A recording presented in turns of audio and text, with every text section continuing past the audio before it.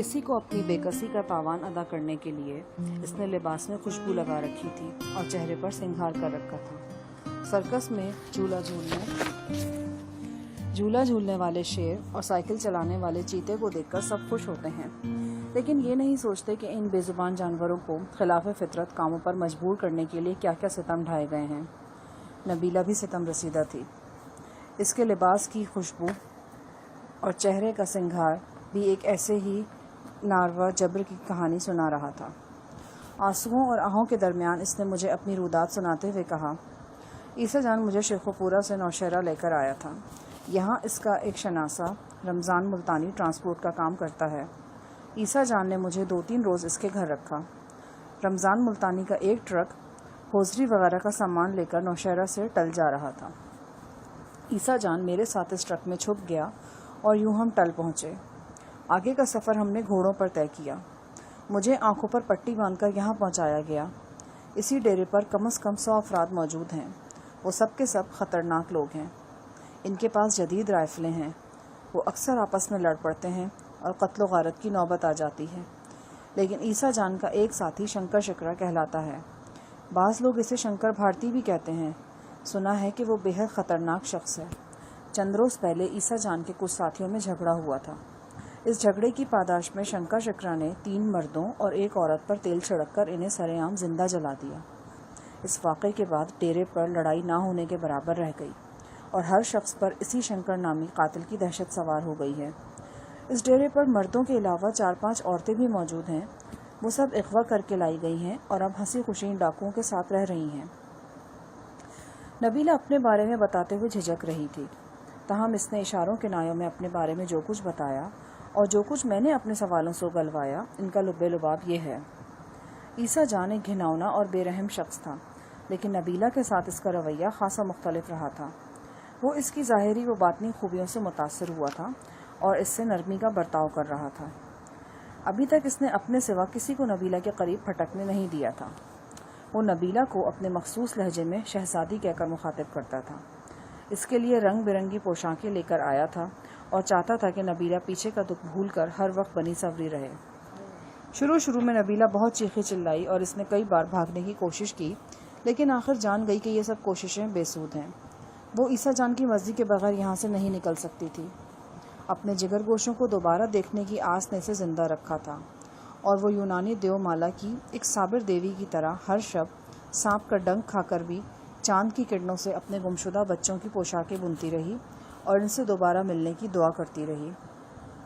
नबीला की बातों से अंदाज़ा होता था कि ईसा जान अक्सर इस कमरे में आता है और सुबह तक रहता है। मैंने एक निगाह कमरे के बंद दरवाजे पर डाली।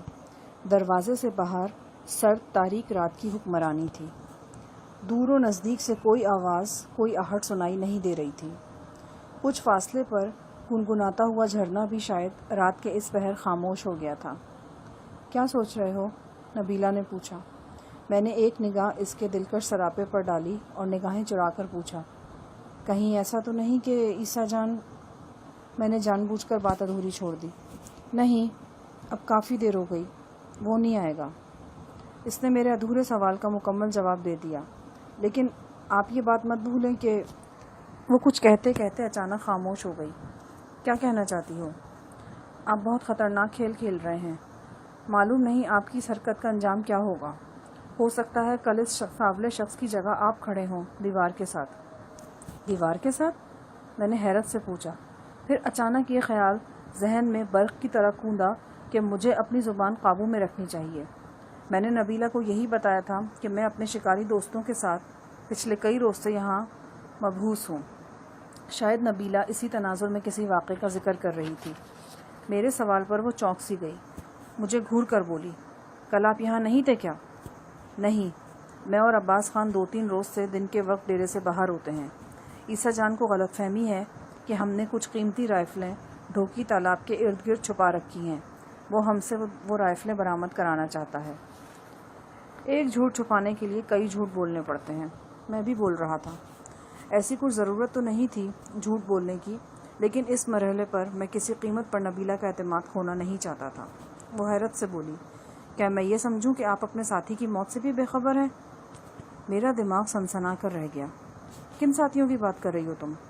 آپ خود ہی تو بتا رہے ہیں کہ پکڑے جانے والے شکاری آپ کے ساتھی ہیں۔ شاید آپ بے خبر ہیں کہ پچھلے 3 روز سے ان پر سخت مصیبت آئی ہوئی ہے۔ میں اس کھڑکی سے سارا تماشا دیکھتی رہی ہوں۔ وہ جس کی گردن اور تھوڑی پر ہلیری کے نشان کے داغ سے ہیں، دبلا پتلا لمبا سا شخص، کیا نام تھا اس کا؟ آپ کا تو ساتھی ہے، آپ تو جانتے ہوں گے۔ میں سمجھ گیا کہ وہ ہیڈ کانسٹیبل نذیر کی بات کر رہی ہے۔ اس کے ساتھ ہی یہ احساس بھی ہوا کہ میں نذیر سے متعلق کوئی بری خبر سننے والا ہوں۔ میں نے کہا، نذیر نام تھا اس کا، کیوں؟ کیا ہوا اسے؟ وہ غمناک انداز میں بولی، کل قتل کرا دیا اسے شنکر نے، اور اب پتہ نہیں کس کی باری ہے۔ کیا ہوا نذیر کے ساتھ؟ بڑا سفاک آدمی ہے وہ شنکر، بلکہ اسے آدمی کہنا ہی نہیں چاہیے۔ اس کی صورت بھی کہاں ملتی انسانوں سے، کوئی خوخار جانور لگتا ہے۔ آپ نے وہاں جھرنے کے پاس چاند ماری کا میدان تو دیکھا ہوگا نا؟ وہیں گولی ماری تھی انہوں نے اس بیچارے کو۔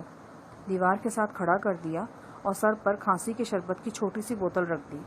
شنکر اور دوسرے نشانے باز اس بوتل کو نشانہ بناتے تھے۔ ایک بوتل ٹوٹ جاتی تو دوسری رکھ دی جاتی تھی۔ وہ کب تک زندہ رہتا؟ آخر اسے مرنا ہی تھا، اور وہ مر گیا۔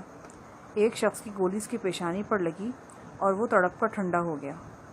موت تو ہر ایک کو ہی آنی ہے، مگر 2 روز تک اس بد نصیب نے جو عذاب سہا ہے، اس کا تصور بھی لرزہ خیز ہے۔ موت کے خوف نے اس کے اعصاب کو کچل کر رکھ دیا تھا۔ کسی وقت وہ پاگلوں کی طرح چیختا ہوا نشانے بازوں کے قدموں میں جا گرتا اور ان کی منتیں سماجتیں کرتا۔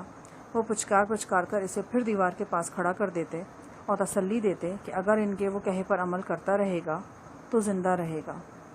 کل چاند ماری شروع ہونے کے 10-15 منٹ بعد ہی سے گولی لگ گئی۔ اس کی جگہ گھونگھریالے بالوں والے اس سانولے شخص کو دیوار کے ساتھ کھڑا کر دیا گیا۔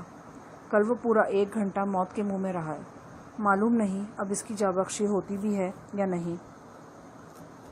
گھونگھریالے بالوں اور سانولے شخص کا اشارہ بھی مجھے فوراً ہی سمجھ آ گیا۔